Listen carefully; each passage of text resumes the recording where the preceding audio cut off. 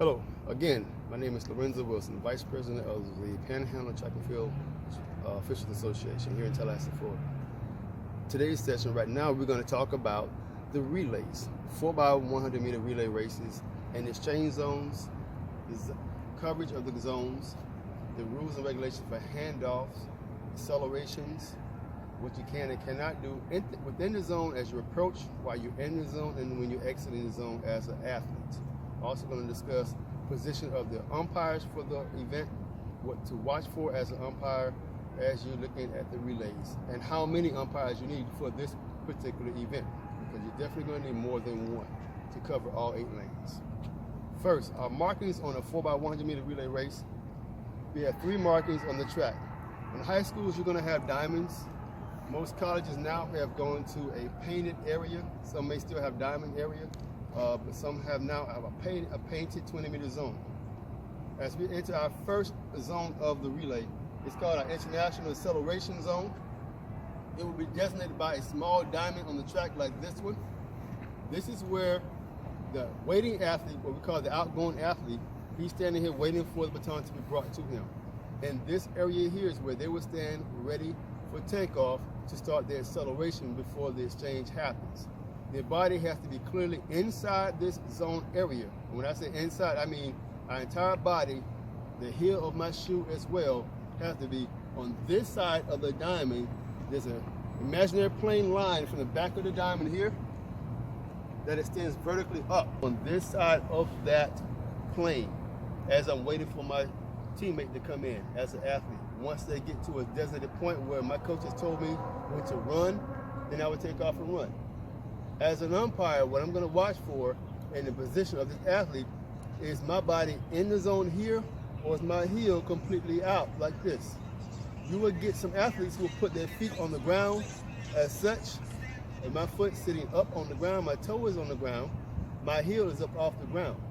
But if my heel were flat on the ground as an umpire, this athlete will be designated out of zone. Therefore, it would be an illegal acceleration, because when my foot is planted flat, I'm clearly now outside of my zone. So I have accelerated outside the zone. This now will constitute a yellow flag. Even if my foot is here, it seems as if I'm in because my heel is up off the ground. But that imaginary plane line tells me I am out of zone. So when that foot is down, it has to be clearly down inside that zone once that foot is up off the ground. That's what you have to look for as an umpire at the time of acceleration. Our next point on our track, where the exchange takes place at the beginning of our 20-meter exchange zone.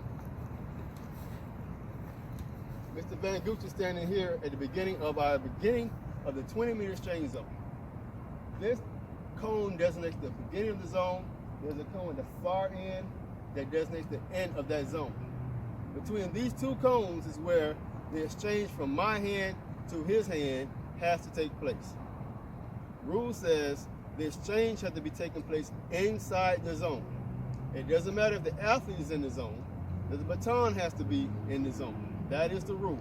We're looking for, as an umpire, we're looking to see if the baton itself has been changed from hand to hand within the designated zone area, not the athlete's body.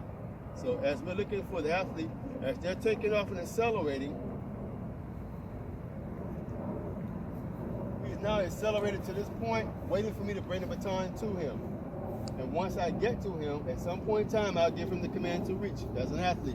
And we can see now his body is clearly in the zone.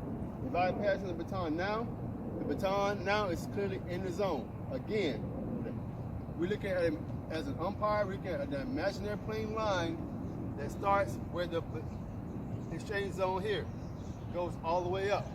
His body and the baton are in the zone. This will be a clean or clear exchange.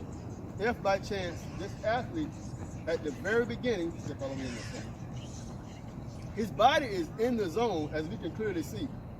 As I'm bringing him the baton, I'm not giving it to him. Now, again, go back to the imaginary plane line at the beginning of our zone. That baton is clearly outside the zone. This constitutes an illegal pass. Yellow flag will go up by the umpire, because this is an illegal exchange. The baton itself is outside the zone. His body is in, but the baton is out. By rule, we're always, as umpires, looking to where this exchange takes place, not where his body is. This is what we need to be concerned with, where the baton is at the time the exchange begins. As the athlete starts to run, and we have a good clean exchange, and they have it, he now takes it out of his hands, he's off running. As an umpire, we want to make sure that he clearly has the baton and he's gone out of his lane. Once he goes and everything is clear, all 8 lanes are clear, then we have a good exchange in our zone. There's no need for any flags to go up. Now, at that point in time, also as an umpire, we want to make sure we're watching for the athletes that are waiting. We've always told athletes to make sure they clear the track once everyone has passed them. As an umpire, while you're waiting and watching athletes set their marks on the track, they take marks, we want to make sure we give them clear instructions to tell them, once you make your exchange at the next zone, stay in your lane, make sure everyone has passed you, then you exit the track. Therefore, no one gets in another athlete's lane and impedes somebody by knocking them down or knocking them off their course. Safety caution on that point. During the time of the exchange, you may have a lot of situations where the baton will get dropped on the ground. It may get dropped during the handoff or maybe prior to the handoff. So let's go back to the beginning of our zone. As the incoming runner comes inside the zone, if I, for some chance, reach too far out and I can't get to him before we get inside the zone and I drop this baton on the ground, I have to be the one to still pick it up and make the exchange. He cannot come back and get it and pick it up. I have to get it and give it to him. During the time of the exchange, once we're inside the zone, if I am making a clear conscious effort to give him the baton, and for some reason it gets dropped, I can pick it up. He can turn around and pick it up. Either one of us can do that without a problem, and the race can continue. Also, during that time, if this baton is dropped and it rolls into another lane, we want to make sure that we do not, again, get in any other athlete's way from another team. I can go and get the baton, get back into my lane quickly, and give it to my teammate. Or my teammate can go and get the baton himself and continue the race. As long as the angle they take once they get the baton is coming back adjacently to your lane, not at an advantage where you're going at a huge angle going up the track to get back in your lane. Get back into your lane as quick as possible and finish the event. Those are things as an umpire you're going to be looking for during the time a baton is dropped on the ground. If by chance the baton goes off the track, yes, they can go and get it, get back into their lane quickly, and finish the event. Again, not taking a huge angle to cut off any distance to get back on the track to gain some type of advantage. At the time of the exchange, at the far end of our zone, again, we talk about when the baton is in the athlete's hand or when it's not, when it is dropped. We take a walk up to the top of the zone and look at that area.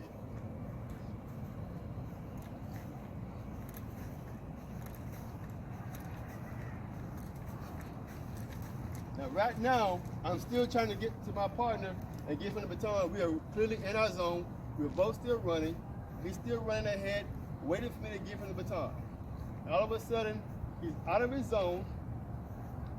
One half of his body's out, one hand. I'm giving him the baton, making sure that he has the baton in his hand. He's still in the zone with the baton in his hand. In the zone, he has a good pass because the baton was still in his hand inside the zone. If, by chance, again, if the baton is dropped during the course of exchange, either one of us can pick it up and continue the event. Once my partner has the baton in his hands and he takes a few steps down the track and he drops it, he can again pick it up and continue his event. It could be outside the lane or out on the track, quickly pick it up, he can get back on the track and finish his race. This is the end of our 20-meter zone for the exchange zone. For the 4x1, we have the beginning acceleration, we have the beginning of our zone, and the end of our zone here. at the position of the umpires, I strongly suggest you have, in this event, you have a minimum two. Strongly should have 4, but 2 to 3 umpires for this event, because there are a lot of kids to watch. On the 8-lane track, we're talking about 16 people. 8 coming in, 8 waiting to go out. That's a lot of bodies flying in.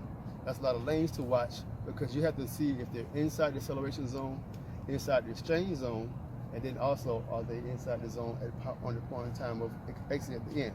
So that's a lot of people to watch at one time for one particular official. I understand that we do understand that there's a lot of times at meets where you don't have the bodies.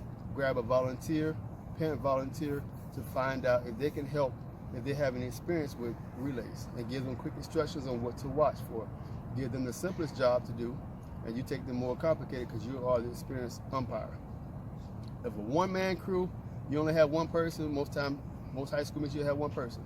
I strongly suggest you put that one person to the far top of all the exchanges, either to the inside or the outside. Most times I would say on the outside, because again, in the 4x1, these athletes are staggered. You have a staggered start so that they're going to be positioned at a different position.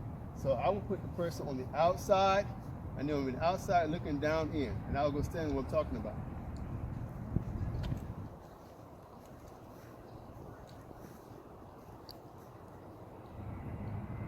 One-man show, one-man official, I was standing here at the end of the zone, looking at lane 8 all the way down to lane 1,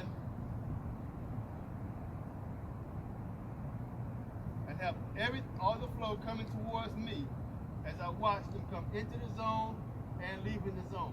Now I have everything in my vision coming this way. I don't have to look behind me as they cross my vision. If you have a 2-man position, we would place the second official here at the top and the first official at the bottom on the inside. And what we would do is split that track in half. One official takes lane 1 through 4, other official go lanes 5 through 8. Now you only see half the track cut down on your vision.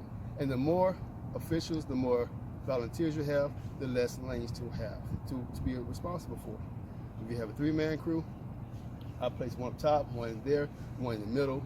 Now you have someone watching come into the acceleration, one for the exchange, and one for watching the exit. Again, the more bodies, the less lanes to cover. That's the best way to handle the 4x1 coverage for officials, and the rules and regulations for athletes coming in and out, violations on the exchanges, and the exiting and entering of the zones. Thank you. I can't wait to see.